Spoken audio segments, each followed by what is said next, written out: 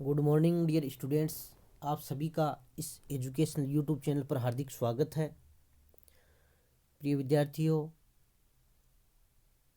पिछले वीडियो में हमने अजंता चित्रकला के बारे में पढ़ा था और आज हम मुगल चित्रकला के बारे में अध्ययन करेंगे। मुगल काल है वो चित्रकला की दृष्टि से भी उन्नति का युग था। इस काल में चित्रकला को काफ़ी प्रोत्साहन दिया गया।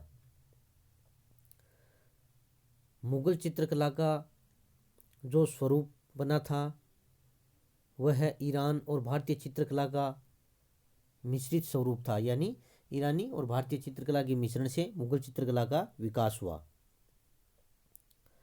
मंगोलिया और चीन की चित्रकला को पहली बार ईरान के मुस्लिम शासकों ने संरक्षण प्रदान किया और इसके बाद में ईरान ने अपनी चित्रकला को विदेशी प्रभाव से मुक्त कर लिया और एक स्वतंत्र ईरानी यानी फारसी चित्रकला का निर्माण किया। और जब भारत में मुगलों ने चित्रकला को प्रोत्साहन दिया तो ईरानी और भारतीय चित्रकला का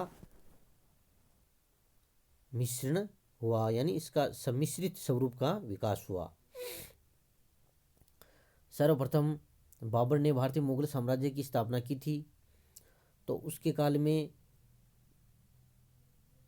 चित्रकला का जो था वो विकास हालांकि पर्याप्त तो नहीं हुआ, लेकिन प्रारंभ हो गया था।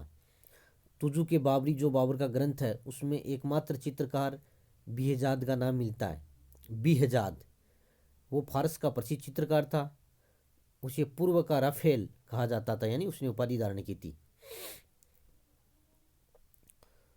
तो इस प्रकार जो बाबर ने इस जो चित्रकार है बिहजाद उसको अग्रणी चित्रकार कहा है। तो उसके काल में ये जो मुगल चित्रकला वो प्रारंभ हो गई थी, लेकिन एक तरीके से उसकी नींव नहीं रखी गई थी। वास्तविक रूप से मुगल चित्रकला का विकास या मुगल कला की शुरुआत कह सकते हैं हम हुमायूं के काल में होती है। हुमायूं ने अपने निर्वासन काल के दौरान उसने मीर सैयद अली और अब्दुस सम्मद नामक दो फारसी चित्रकारों की सेवाएं प्राप्त की, जिन्होंने मुगल चित्रकला का शुभारंभ किया। तो हुमायूं के काल में प्रसिद्ध चित्रकार थे मीर सैयद अली और अब्दुस सम्मद। मीर सैयद अली जो बाबर के समय प्रसिद्ध चित्रकार बेजाद था उसका शिष्य था और अब्दुस सम्मद द्वारा तैयार किए गए चित्र जहांगीर द्वारा तैयार की गई गुलशन चित्रावली उसमें संकलित है। तो इस प्रकार इनके काल में ये चित्रकला में अच्छे चित्रकार थे हुमायूं के समय के। मुगल चित्रकला का सबसे प्रारंभिक व महत्वपूर्ण चित्र संग्रह है हमजानामा। ये दास्तान हमीर हमजा या हमजानामा के नाम से प्रसिद्ध है। इसमें करीब 1200 चित्र हैं, चित्रों का संग्रह है, तथा इसमें 100 चित्रों के 12 खंड हैं। इसमें पैगंबर मोहम्मद के चाचा व फारसी नायक अमीर हमजा के वीरतापूर्ण कार्यों का संग्रह है। हमजानामा मूलतः फारसी में लिखा गया अर्ध पौराणिक काव्य है। हमजानामा जो चित्र संग्रह है उसकी शुरुआत हुमायूं ने की थी, वह अकबर ने इसे पूरा करवाया था।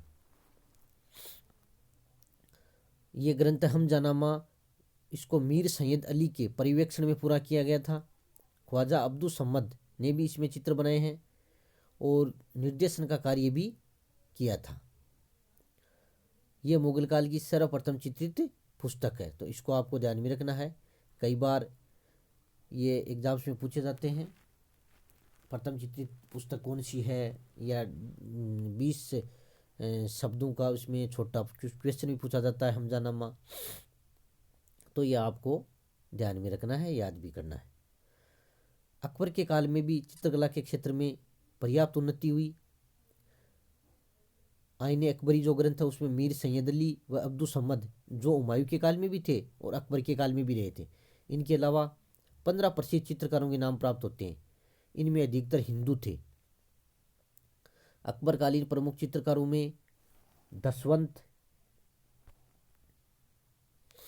बसावन, महेश, केशव, लाल मुकुंद, सांवलदास, फारूक बेग, अकारिजा, जमशेद, खेमकरण, हरवंश, मिस्किन, ताराचंद, जगन्नाथ, राम और माधु आदि प्रसिद्ध चित्रकार थे। अकबर के शासनकाल में रज्मनामा नामक चित्रों की पांडुलिपि तैयार की गई, जिसमें दसवंत के बनाए हुए चित्र मिलते हैं। दसवंत के चित्र रज्मनामा के अलावा अन्य स्थान पर नहीं मिलते हैं। अकबर के समय के दो प्रसिद्ध चित्रकार थे, दसवंत और बसावन। काफ़ी एग्जाम्स में पूछा जाता है, तो ये आपको याद रखना ही है। दसवंत है वह अकबर के समय का अग्रणी चित्रकार था, जबकि बसावन अकबर के समय का सर्वोत्कृष्ट चित्रकार था।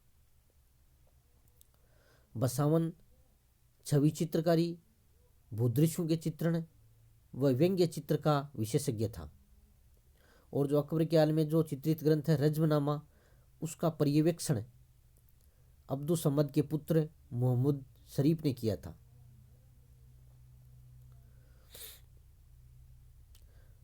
रज्मनामा मुगल चित्रकला के इतिहास में मील का पत्थर साबित है। रज्मनामा के अलावा अतिरिक्त अन्य चित्रित पांडुलिपि रामायण व अकबरनामा है। अकबर के काल में ही सर्वप्रथम भित्ति चित्रकारी की शुरुआत हुई थी। अकबर के काल में चित्रकला पर ईरानी शैली के प्रभाव के अलावा भारतीय वृत्ताकार शैली का भी प्रभाव पड़ा, जिससे चित्रों में त्रिविमीय प्रभाव आ गया। थ्री डायमेंशन, त्रिविमीय, ध्यान रखना आपको, ये प्रभाव आ गया था। अकबर ने चित्रकला के बारे में कहा कि ये ईश्वर का अनुग्रह प्राप्त करने का सुलभ और सहज साधन है। अकबर ने यह भी कहा कि मैं उन लोगों से नफरत करता हूँ जो चित्रकारी से घृणा करते हैं। तो इस प्रकार कहने का मतलब कि अकबर ने चित्रकला को पर्याप्त प्रोत्साहन दिया था। इस अकबर के काल में ही फारूक बेग जो चित्रकार था, उसने चित्रों को छोटे रूप में कागज पर बनाने की विधि का प्रारंभ भी किया था। इसके अलावा